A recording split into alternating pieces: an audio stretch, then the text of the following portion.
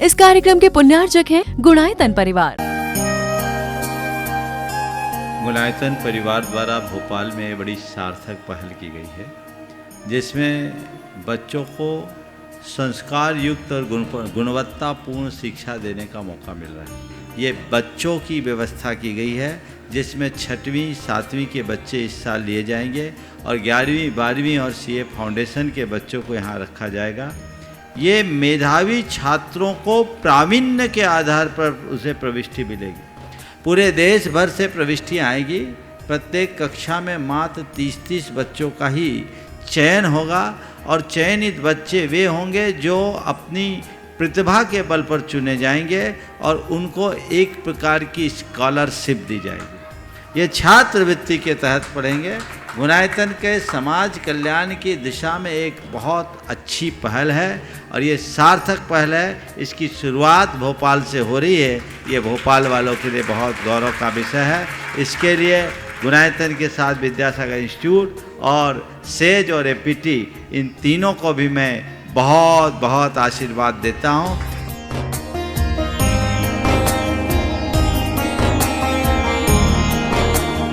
एक आदर्श और व्यवस्थित दिनचर्या का लक्ष्य प्राप्ति में बहुत बड़ा योगदान होता है।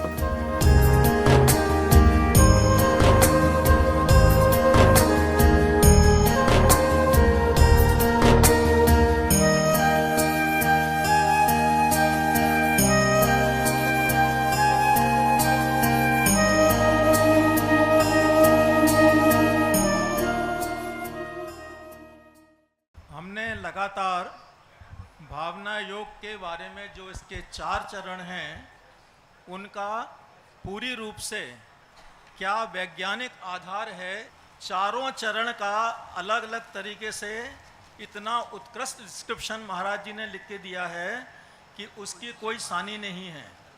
हमने कल बहुत अच्छी तरीके से समझा था कि जो ब्रेन के डिफरेंट पार्ट्स हैं वो किस तरीके से भावना योग में उनको एक्सप्लॉइट किया जाता है, मतलब उनका यूज़ किया जाता है। और हम इस तरीके से एक साइंटिफिक फुटिंग पर, एक साइंटिफिक बेसिस के ऊपर भावना योग करते हैं। कोई ज़रूरत नहीं है कि ये सब आपको बताया जाए, लेकिन चूँकि लोग आते हैं जो थोड़ा सा पढ़ लिख जाते हैं, वो हमेशा ये प्रश्न करते हैं कि हम ऐसा क्यों करें, संकल्प क्यों करें, प्रत्याख्यान क्यों करें। तो उसकी सबकी जो साइंटिफिक बेसिस है वो महाराज जी ने बहुत अच्छी तरीके से सब बताई है। अब आज मैं, कल महाराज जी ने सामायिक के बारे में बताया था और उसका जो वैज्ञानिक आधार है मन और मस्तिष्क का कायाकल्प। दरअसल जब हम शुरू करते हैं प्रार्थना से, फिर हम छोड़ते हैं अपनी बुरी आदतें और फिर ग्रहण करते हैं अच्छी आदतें, उस सब का उद्देश्य केवल एक है कि हम अपने मन को स्वस्थ करें और मस्तिष्क का कायाकल्प करें। सामायिक जो हजारों वर्षों से आत्मशुद्धि और समता की साधना मानी जाती रही है, आज आधुनिक विज्ञान की कसौटी पर भी खरी उतर रही है। यह केवल एक धार्मिक क्रिया नहीं है, इस बात को अंडरलाइन करना कि यह केवल एक धार्मिक क्रिया नहीं है, बल्कि एक शक्तिशाली मानसिक व्यायाम है जो हमारे मस्तिष्क की संरचना और कार्य प्रणाली को गहराई से प्रभावित करता है। आइए इसके वैज्ञानिक पहलुओं को विस्तार से समझें। इसमें कुछ थोड़े से इम्पोर्टेंट नाम आएंगे, घबराइए मत। क्या हुआ है कि हम लोग बड़े सिंपल वर्ड्स में बोल देते हैं कि ध्यान करो, भगवान का नाम लो, अच्छी आदतें सीखो। उनको ही वेस्टर्न वर्ल्ड ने, मतलब जो यूरोपियन लोगों ने, अमेरिकन लोगों ने, उनको ही इस ढंग से व्याख्यात किया कि अपने को लगता है कि अरे वाह, कोई नई चीज़ हमारे सामने आ गई है। महाराज जी ने एक एक शब्द उनमें से ढूंढा है और उसको बताया है कि कैसे ये सब चीज़ें बहुत पहले से भगवान महावीर स्वामी के समय से ये हम सबको बताई गई हैं। तो एक होता है माइंडफुलनेस और एक होता है मेटा अवेयरनेस। बड़े बड़े शब्द हैं, ये सब आप करते हो। तो माइंडफुलनेस जो सामायिक का मूल सिद्धांत है वो है माइंडफुलनेस, जिसका बड़ा सिंपल सा मतलब है। माइंडफुलनेस मतलब वर्तमान में जीना। ये हमें महाराज जी ने बताया कि अपने अपने भूत को छोड़ो, भविष्य की चिंता छोड़ो, वर्तमान में रहो, तो उसको बोलते हैं माइंडफुलनेस। डॉक्टर साहब के माध्यम से भावना योग का खासकर जो सामायिक का पाठ है उसकी वैज्ञानिकता के विषय में सुन रहे थे। दरअसल सामायिक हमारी साधना का एक बहुत बड़ा आधार है। हमारा लक्ष्य ही सामायिक की उपलब्धि है। हमारे शास्त्रों में सामायिक को सर्वोच्च स्थान दिया, चाहे वो मुनि की साधना हो या एक गृहस्थ की साधना। गृहस्थों को रेखांकित करते हुए आचार्य पूज्य समंत भद्र महाराज ने दो महत्वपूर्ण बात कही कि सामायिक में निमग्न गृहस्थ कपड़े में भी मुनि जैसा हो जाता है। चेलोपसृष्ट मुनिरिव ग्रही तदा यात यति भाव। वो कपड़े से ढके मुनि की तरह यति भाव को प्राप्त कर लेता है। यानी सामायिक हमारे जीवन में साधुता लाती।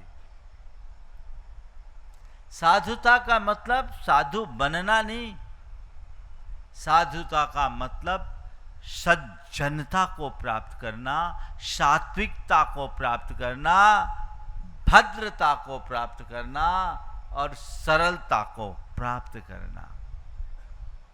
और सामायिक के मूल में ये कहा गया, समता का नाम ही सामायिक है।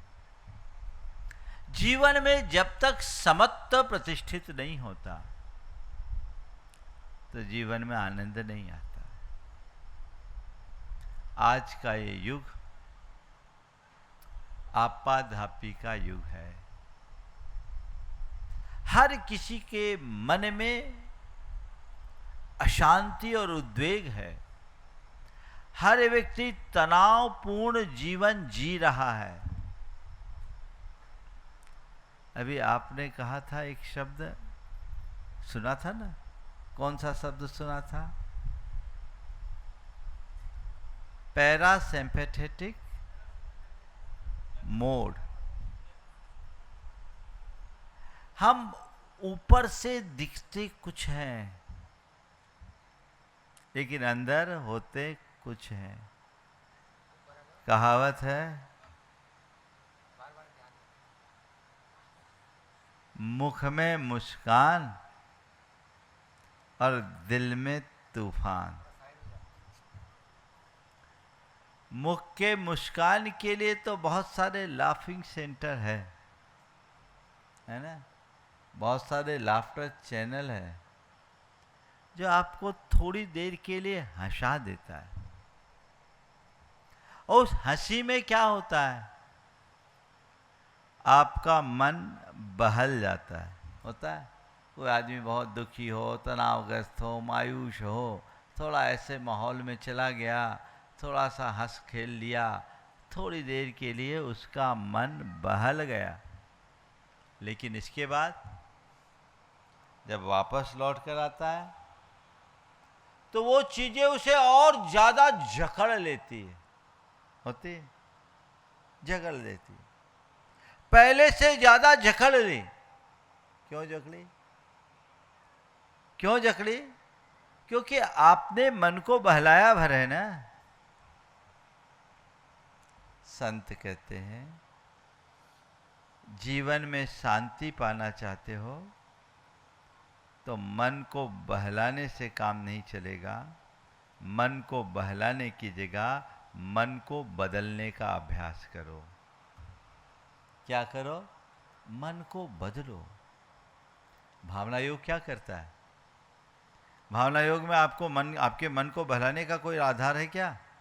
यहाँ तो कोई ऐसी फैसिलिटी नहीं जिनको आप अपने मन बहलाने के लिए अपनाते हैं क्या? लेकिन भावना योग का नियमित अभ्यासी का मन ऐसा बदल जाता है कि फिर उसे बहलाने की जरूरत ही नहीं पड़ती। तो संत कहते हैं, स्थायी शांति चाहते हो तो मन को बहलाओ मत, मन को बदलो। मन बहलाने वाला भोगी होता है और मन बदलने वाला योगी होता है। क्या बनना है? भोगी से योगी। आप भावना योग के अभ्यासी हो तो आपके भीतर एक साधक का जन्म होना चाहिए। जब तक आप अपने अंतर मन में ऐसे साधक को उत्पन्न नहीं करोगे, आपके लिए भावना योग भी एक क्रिया बन के रह जाएगी, है ना? किसी ने, पिताजी ने कह दिया, माँ ने कह दिया, मित्र ने कह दिया, गुरु ने कह दिया, भावना योग करो, भावना योग करो, भावना योग करो, तो करने लगे। पर मैं हमेशा कहता हूं कि क्रिया से जीवन नहीं बदलता, जीवन सतत अभ्यास से बदलता है, और इसी सतत अभ्यास का नाम है साधना। साधना किसको बोलते हैं? हम साधना करते तो क्या करते भैया? दंड बैठक लगाते, उठा पटक करते, वर्जिश करते, पसीना बहाते, दौड़ते, क्या करते हैं? साधना का मतलब क्या?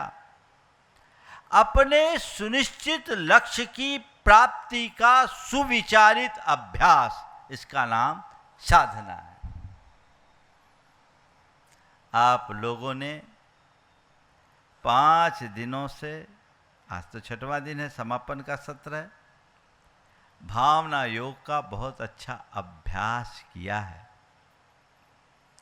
और मुझे पूरा विश्वास है कि इन 5 दिनों में आप सबके हृदय में एक अच्छे साधक की उत्पत्ति हो गई होगी। हुई है कि नहीं? हुई है? बोलो, थोड़ा दम से तो बजाओ। तो अब यहां से जाओ तो आराधक बनकर आए थे, साधक बनकर जा रहे हैं। ये एक अचीवमेंट है। ट्रांसफॉर्मेशन की शुरुआत यहीं से है। अब मैं क्या हूं? आराधक या साधक? साधक। शुरुआत है, पर मुझे इस साधना को सिद्धि तक ले जाना है। उसके लिए सतत अभ्यास करना होगा। अभी आपने वैज्ञानिकता को सुना, सामायिक की चर्चा भी हो गई, प्रार्थना, प्रतिक्रमण, प्रत्याख्यान, सामायिक कैसे काम करता, ओम अभी बीच में मत बांटो, अभी रखो, ये सब कैसे काम करता है, आपने इसे भली भांति जान लिया। जाना कि नहीं जाना? और अभी आने वाले दिनों में आपकी क्लासेस भी चलेगी और जान लोगे। एक चीज रह गया, ऊर्जा प्रवाह, उसका मैं निचोड़ बता देता हूं। ऊर्जा प्रवाह, इसकी भी वैज्ञानिकता है। इससे माइंड बॉडी का कनेक्शन होता है, और ये कहलाता है एक्टिव विजुअलाइजेशन मेडिटेशन। हमारे यहाँ तो ये कहा गया है कि जो तुम चाहते हो उसकी भावना भाव, भावना भवनाशिनी, बहुत पुरानी उक्ति है। तुम जैसा देखोगे, जैसा सोचोगे, जैसा महसूस करोगे, वैसा तुम्हारा जीवन बनता है। यद भावते तद भवति, या भाव संभूता क्रिया। ये जो बातें हैं हमारे यहाँ की बड़ी पुरातन उक्ति है। अब इसी को वो लोग क्या कहते हैं? एक्टिव विजुअलाइजेशन मेडिटेशन, नया शब्द है। अभी डॉक्टर साहब ने बहुत अच्छे तरीके से बात की। आज बहुत दुर्भाग्य है कि आज के लोगों को शास्त्र की भाषा कम समझ में आती है। पश्चिम की भाषा तुरंत पकड़ लेते हो। माइंड सेट बदलो, पश्चिम फिर भी भटका सकता है, शास्त्र तुम्हें रास्ते पर ही लगाएगा। पश्चिम के लोग प्रयोग के आधार पर बोलते हैं, और हमारे शास्त्र में जो लिखा है वो अनुभूति के आधार पर लिखा है। अनुभूति शाश्वत होती है, प्रयोग बनते और बदलते रहते हैं। वैज्ञानिक प्रयोगों में तो नित्य नवीन परिवर्तन आता रहता है, लेकिन गुड़ खाने से मुंह मीठा होता है, ये अनुभव सिद्ध सत्य है कि नहीं? बोलो। एक कोई समझदार आदमी गुड़ खाए तो भी उसका मुंह मीठा होगा, और एक मूक प्राणी गुड़ खाए तो भी उसका मुंह मीठा होगा। विज्ञान ने क्या कह दिया?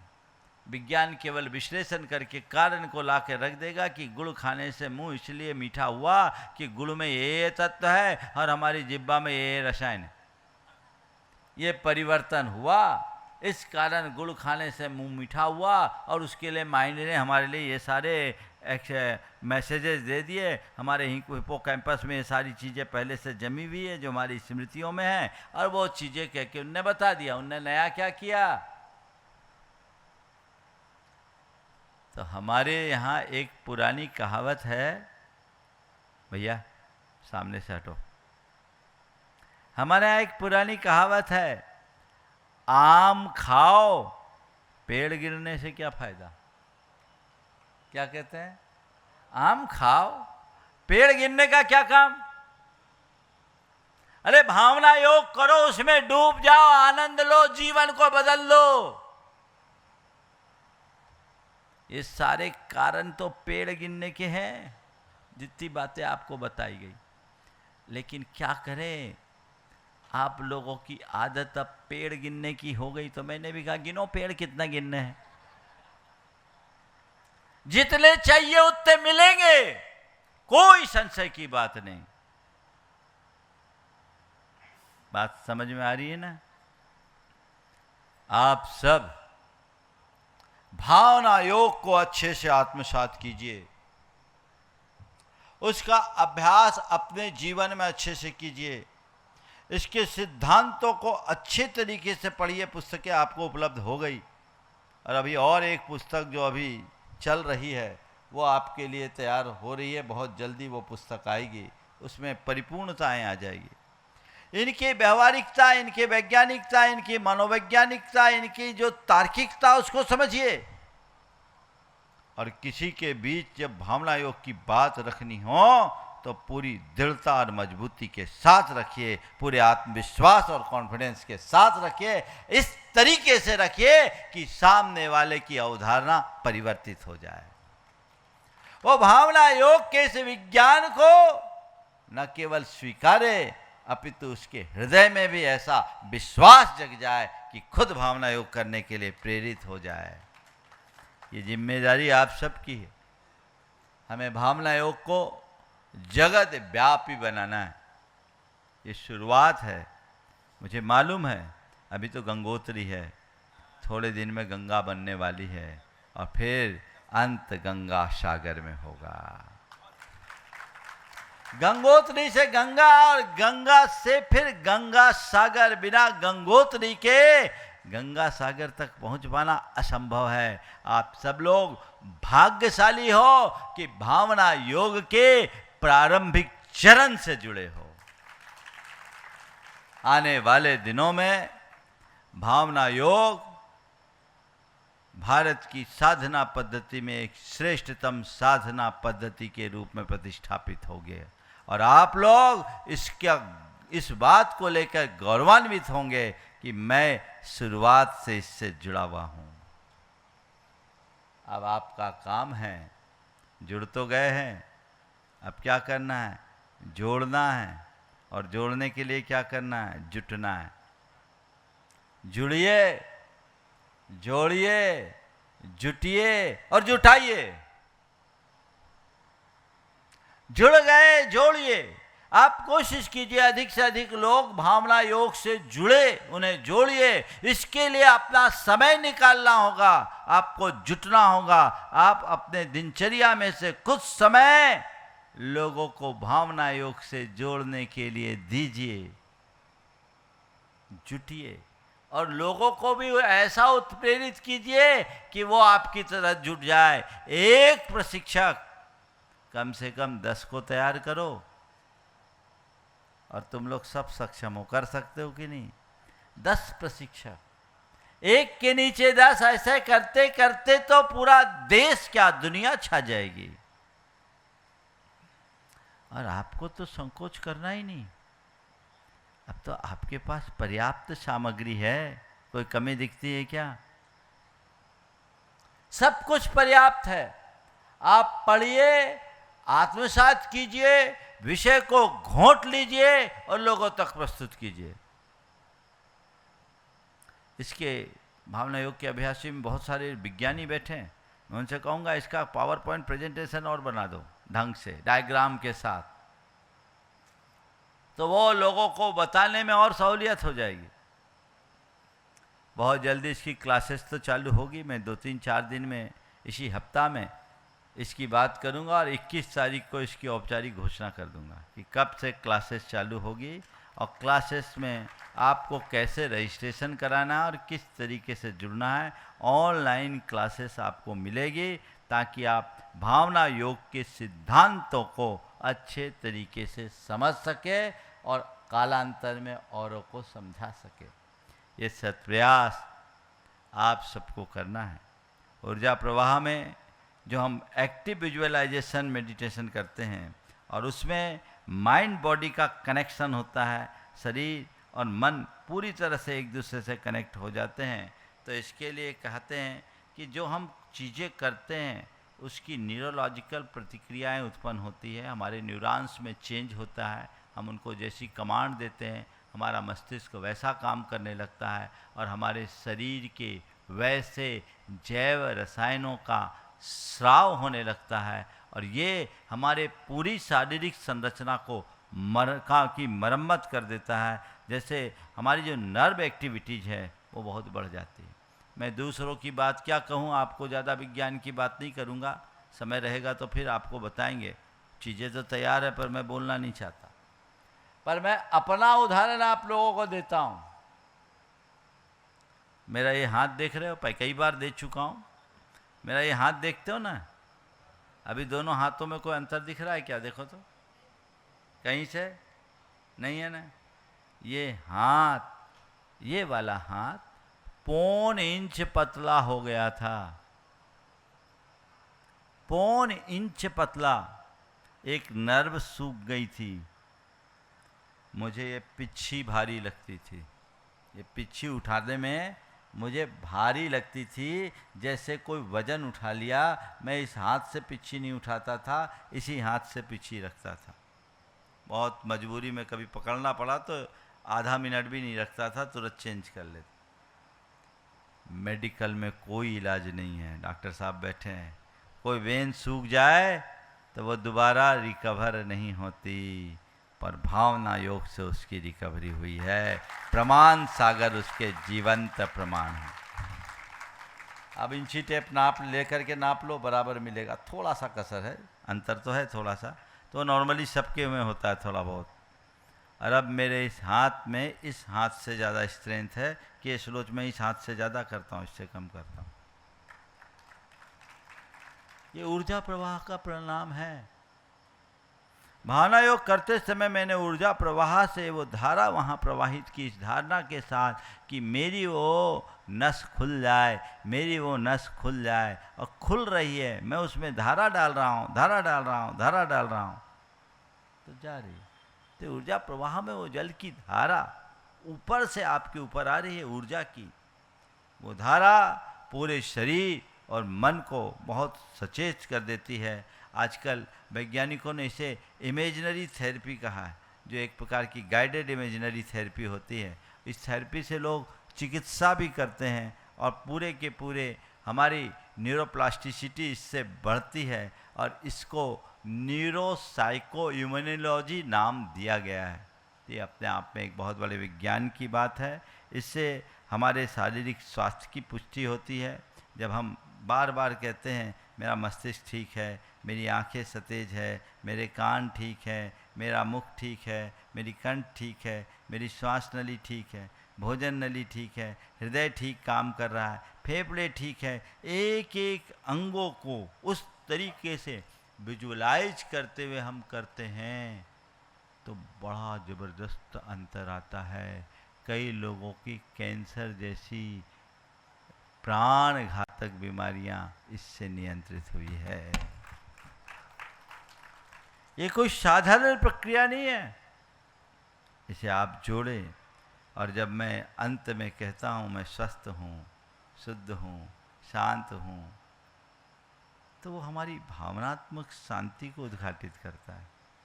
उससे हम भावनात्मक रूप से अपने आप को सक्षम करते हैं और फिर वही सहज शांत स्वस्थ चेतन आत्मा मैं हूँ, इस अनुभूति के साथ सोहम की बात आती है तो हमारे लिए पूरी तरह स्वस्थता की अनुभूति देता है और तनाव से मुक्त करके हमें बहुत अधिक सचेतन और आत्मा से जोड़ देता है। हमारा संपूर्ण शरीर ऊर्जामय होता है और हमारे मन मस्तिष्क में अतिरिक्त ऊर्जा का संचार घटित होता है जो हमारे जीवन को आमूल चूल परिवर्तित कर सकता है।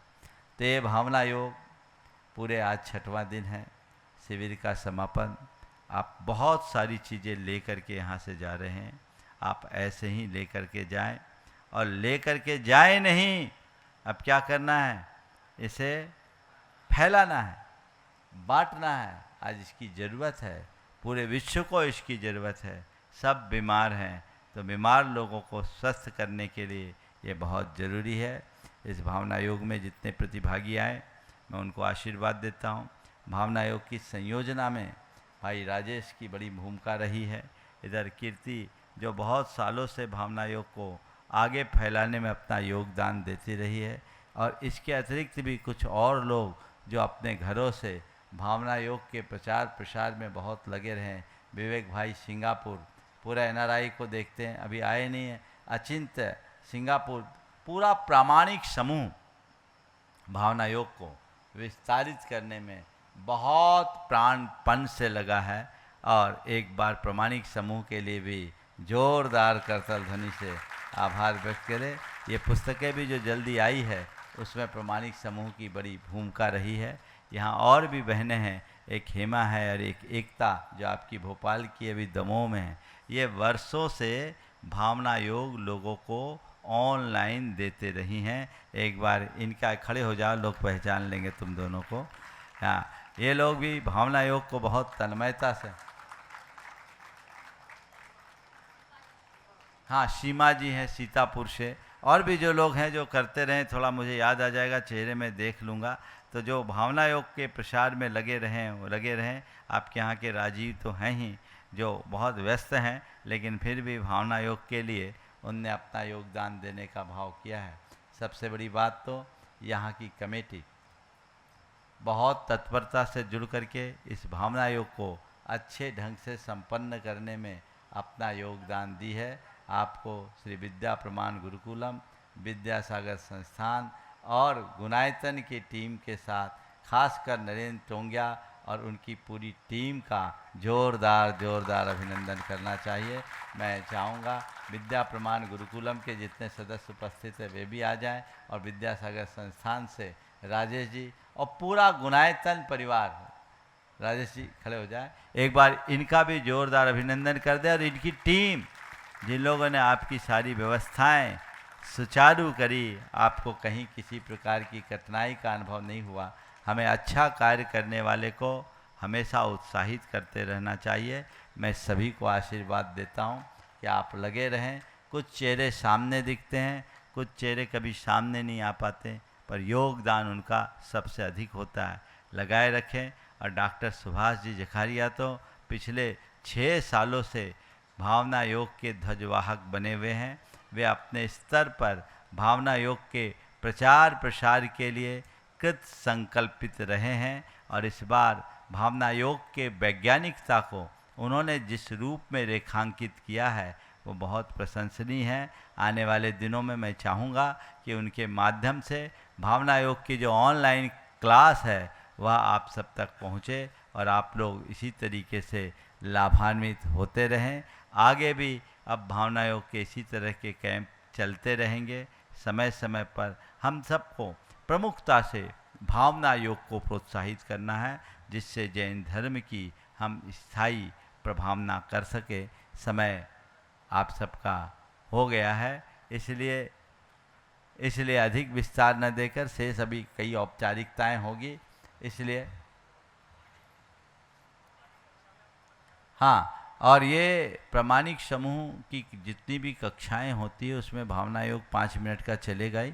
आज शाम के सत्र में शंका समाधान में मुझे जो और निर्देश देश भर के लोगों को देना है, मैं मानता हूँ आप जितने लोग आए हैं उनसे कई गुना लोग भावना योग की साधना घर बैठे करते हैं और न केवल खुद करते हैं अपितु औरों को भी भावना योग के लिए प्रेरित करते और करवाते रहते हैं। वो उन लोगों को चूँकि इस बार ऑनलाइन की कोई सुविधा नहीं थी इसलिए वो वंचित रहे हैं, लेकिन उन तक भी मुझे जो संदेश देना है मैं दूंगा। आप सबसे मुझे ये कहना है कि जो पुस्तकें आपके हाथ में आई हैं आप पढ़िए और औरों को पढ़ाने के लिए प्रेरित कीजिए ताकि लोग पढ़ सके, आगे औरों को पढ़ने की प्रेरणा दे सके। ये पुस्तकें बहुत बड़ा परिवर्तन खड़ा कर सकती है, इसलिए आप खुद पढ़िए, औरों को पढ़ने के लिए प्रेरणा दीजिए। हमारे पास अभी एक पाइपलाइन में जो पुस्तकें हैं, मुझे लगता है भावना योग पर 5 पुस्तकें तैयार होगी जो मेरे माइंड में हैं और वो भावना योग को एक बड़े जीवन दर्शन के रूप में प्रस्तुत करेगी, जिसमें भावना योग को आप पढ़ने के बाद आप जानेंगे कि भावना योग केवल एक धार्मिक क्रिया या कोई आध्यात्मिक अभ्यास नहीं है, इसके पीछे एक सुविचारित दार्शनिक पृष्ठभूमि है और भावनात्मक परिवर्तन का आधार है, साथ ही जिसमें विज्ञान और मनोविज्ञान का भी पूर्ण संपुट और संबल है। हम उसे ठीक तरीके से समझकर जब प्रस्तुत करेंगे तो मुझे पूर्ण विश्वास है कि ये भावना योग आने वाले दिनों में सारी मानव जाति के कल्याण का एक सबल आधार बनेगा। सभी लोगों को मेरे बहुत बहुत आशीर्वाद। संघ की तरफ से भी महाराज जी भी आप लोगों के लिए हमेशा मार्गदर्शन देते रहते हैं। हम तो कुछ करते नहीं, ये लोग मिलजुल करके काम कर लेते हैं तो हमारा काम हल्का हो जाता है। तो ऐसे ही सब करते रहें और काम आगे बढ़ाते रहें। हमारा एक लक्ष्य होना चाहिए। भावना योग के सभी अभ्यासियों से कहूँगा, अपने भीतर एक साधक को जन्म दो और मान सम्मान की चाह से मुक्त होकर ये काम करो। हम छोटी उपलब्धि को कभी न देखें, बड़े लक्ष्य से प्रेरित होकर काम करें। इन सब आशा अपेक्षाओं से मुक्त होकर आप अगर कोई काम करेंगे तो आपको जो आनंदानुभूति होगी वो अकथनीय होगी। हम लोग बहुत कमज़ोर हैं। हम खुद से एप्रिसिएशन चाहने की जगह औरों से एप्रिसिएशन चाहते हैं। ये हमारी बहुत नादानी है। मैं अगर कोई कार्य करता हूं तो मुझे उसका मूल्यांकन खुद करना चाहिए और संतुष्टि मेरे भीतर होनी चाहिए। मुझे तब होती है जब मेरे कार्य की कोई सराहना करे। यानी मैं भीतर से बहुत कमज़ोर हूं, मेरा काम कमज़ोर है। मैं चाहता हूं कि मेरे काम में दूसरे संतुष्टि दे, तब मैं उस काम को सही मानूंगा। यह अवधारणा गलत है। इस अवधारणा को आज से त्याग दो। मैं जो भी काम करूंगा विचार पूर्वक करूंगा, विवेक पूर्वक करूंगा और पूरी तरह और ताकत से करूंगा। परिणाम भी अच्छा निकलेगा। और अगर परिणाम कदाचित बिगड़ता है तो हताश होने की जगह उसे और अच्छा करने का प्रयास करूंगा। ये प्रयास करो। औरों से कोई कॉम्प्लीमेंट की जरूरत नहीं है। कमेंट आ जाए तो सुधार लूंगा, समझ गए। और ये ध्यान रखना, कॉम्प्लीमेंट कम मिलते हैं, कमेंट ज़्यादा आते हैं। तो हमें कॉम्प्लीमेंट चाहिए ही नहीं। कमेंट हमें संवारेगा, कम्प्लीमेंट तो हमें बिगाड़ सकता है और कुछ हो या ना हो मेरे अहम की पुष्टि करके मेरा पतन कर सकता है। इसलिए एक लक्ष्य रखिए। साधक शब्द बहुत ऊंचा शब्द है। अपने भीतर जिसने उसे साध लिया उसके जीवन का कायाकल्प हो गया, और यही करना चाहिए। तभी हम सच्चे अर्थों में धर्म का चरम और परम आनंद ले सकेंगे, अपने जीवन को बेहतर बना सकेंगे। मैं सभी को आशीर्वाद देता हूँ। जैन संघ पुणे के सभी सदस्यों को विशेष रूप से आशीर्वाद देता हूँ, क्योंकि ये एक बहुत बड़े उद्देश्य की पूर्ति में लगे हुए हैं और इनके लिए भावना योग एक बहुत बड़ा आधार बनेगा। एक बार इन युवकों के लिए आप लोग जोरदार अभिनंदन कर दें। इनका काम कभी दिखता नहीं। गुणायतन परिवार द्वारा भोपाल में बड़ी सार्थक पहल की गई है, जिसमें बच्चों को संस्कार युक्त और गुणवत्तापूर्ण शिक्षा देने का मौका मिल रहा है। ये बच्चों की व्यवस्था की गई है, जिसमें 6वीं 7वीं के बच्चे इस साल लिए जाएंगे और 11वीं 12वीं और सीए फाउंडेशन के बच्चों को यहाँ रखा जाएगा। ये मेधावी छात्रों को प्रावीण्य के आधार पर उसे प्रविष्टि मिलेगी। पूरे देश भर से प्रविष्टियाँ आएगी। प्रत्येक कक्षा में मात्र 30-30 बच्चों का ही चयन होगा और चयनित बच्चे वे होंगे जो अपनी प्रतिभा के बल पर चुने जाएंगे और उनको एक प्रकार की स्कॉलरशिप दी जाएगी। ये छात्रवृत्ति के तहत पढ़ेंगे। गुणायतन के समाज कल्याण की दिशा में एक बहुत अच्छी पहल है और ये सार्थक पहल है। इसकी शुरुआत भोपाल से हो रही है। ये भोपाल वालों के लिए बहुत गौरव का विषय है। इसके लिए गुणायतन के साथ विद्यासागर इंस्टीट्यूट और सेज और एपीटी इन तीनों को भी मैं बहुत बहुत आशीर्वाद देता हूँ।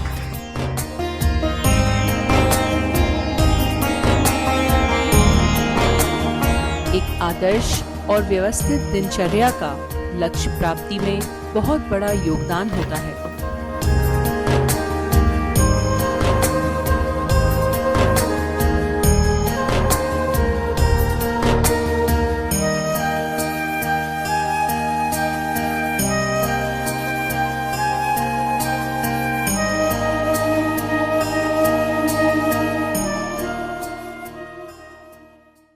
इस कार्यक्रम के पुण्यार्जक थे गुणायतन परिवार।